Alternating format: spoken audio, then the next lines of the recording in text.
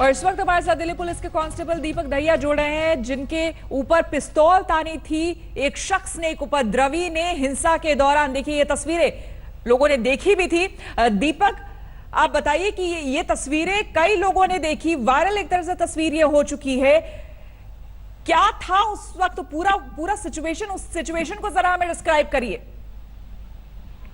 Situation में वो उधर से फायरिंग करते हुए लड़का आ रहा था और जैसे ही मैं उसके सामने आया और देखा कि दूसरे रोड से इस रोड पे आया तो वो फायरिंग करते हुए आ रहा था मैम।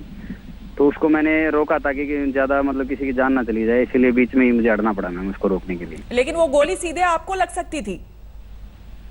मैम सबसे पहले तो हमारी पब्लिक की जान बचानी है ना मैम। हमें तो लग जाएगी वो तो बाद की बात है, पहले तो अपने जिनके लिए नौकरी कर रहे हैं वो जरूरी है ना। वो जो शख्स आ रहा था दीपक, वो कुछ कहता हुआ आपके तरफ आगे बढ़ रहा था, जो हम तस्वीरों में भी देख रहे हैं। हाँ, गोली मारने के लिए बोला था मैं गोली मार दूंगा, आप पीछे हो जाइए नहीं तो मैं गोली मार दूंगा। तो उसका टारगेट क्या था जो हम देख पा रहे हैं, वो जरा हमें समझाइए कि वो चाह क्या रहा था।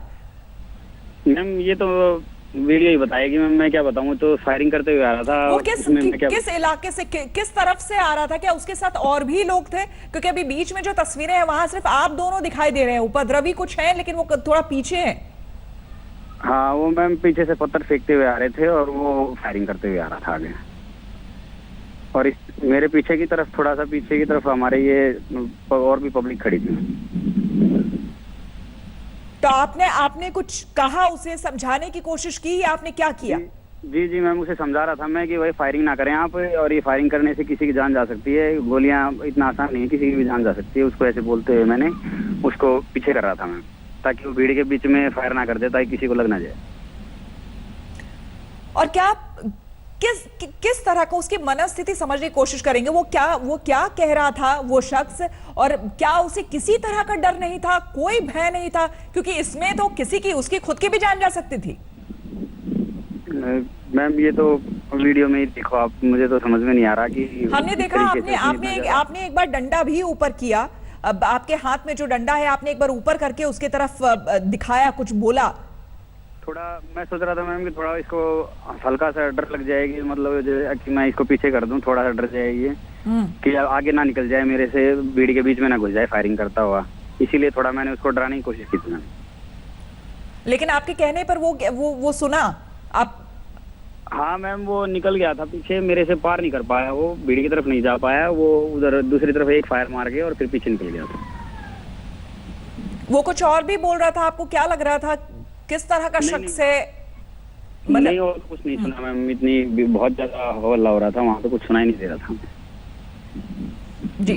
और ये तस्वीरें भी जिस तरह से हम देख रहे हैं, देखिए किस तरह से ये उपद्रवी जो है वो आगे बढ़ा है। तो क्या इसके हाथ में एक पिस्तौल ही था या फिर और भी कुछ था?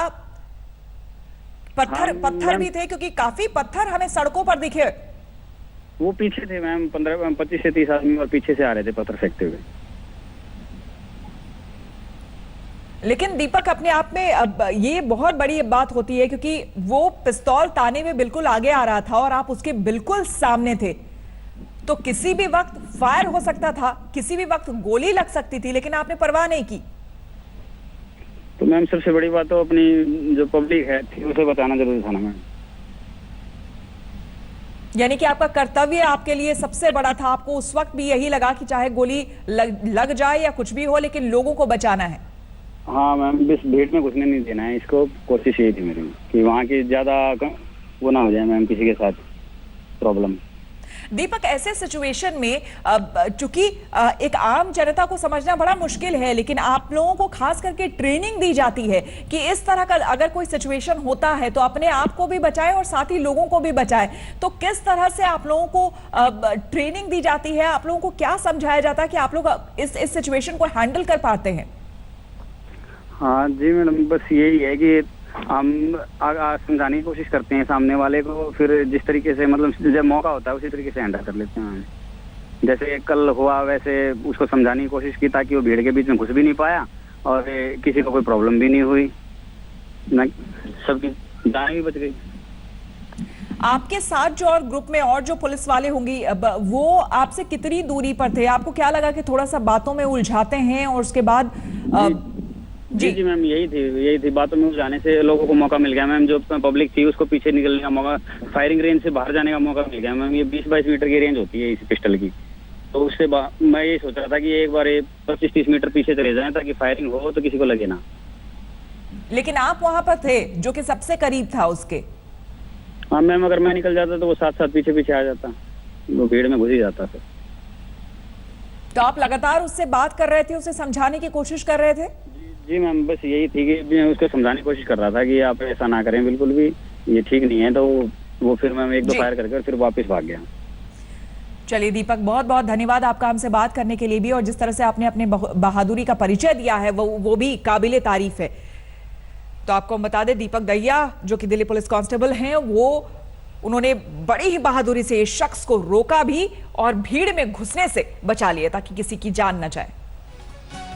नमस्कार, मैं हूं अंजना ओम कश्यप। हमें उम्मीद है ये वीडियो आपको पसंद आया होगा। लेटेस्ट खबरों के लिए यूं ही देखते रहिए आज तक, और इस वीडियो के पसंद आने पर लाइक, शेयर एंड सब्सक्राइब करना ना भूलें।